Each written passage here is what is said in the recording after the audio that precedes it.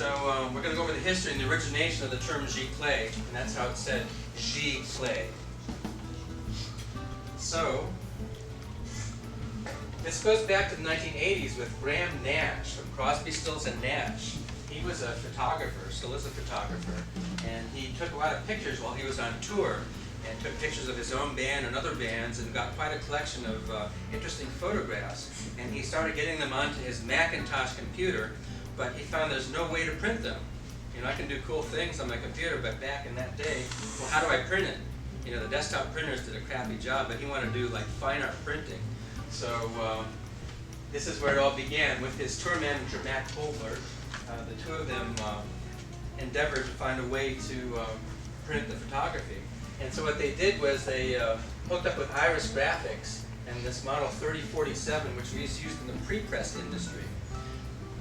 Back in those days when you wanted to print a brochure or postcards or annual reports, the earlier technology was to make these sheet films, you know, and stack them up to get the color, and that was very time-consuming and expensive.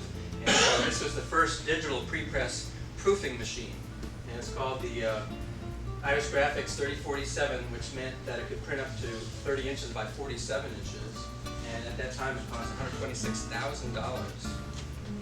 And so when my wife Jerry and I had our market communications firm, we would send our proofs out to be proofed on this particular machine, so we were very familiar with it at the time.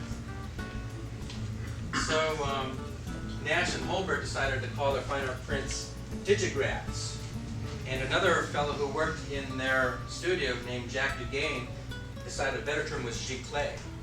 And I spoke to some of these guys when I was doing an art show out in Las Vegas, and they told me that what they did was they went through a French dictionary looking for a cool word that they could use to describe these prints. And they didn't want to call them inkjet or computer generated because that had kind of a cheap and inexpensive sound to it. You know, and here they were looking to create fine art prints, so they needed to come up with something marketing-wise that sounded cool.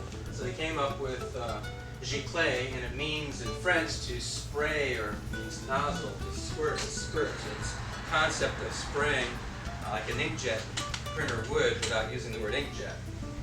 So hence the word Giclée was coined back in the late 80s.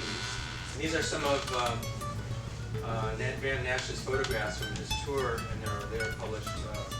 They printed them and had shows, and they went into a book called Life on the Road.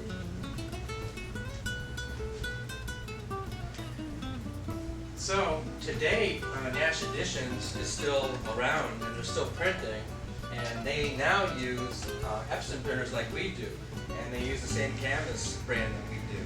So that's kind of cool that they're using the same printer, the same inks, and materials to print on that we do at Campus Zoom.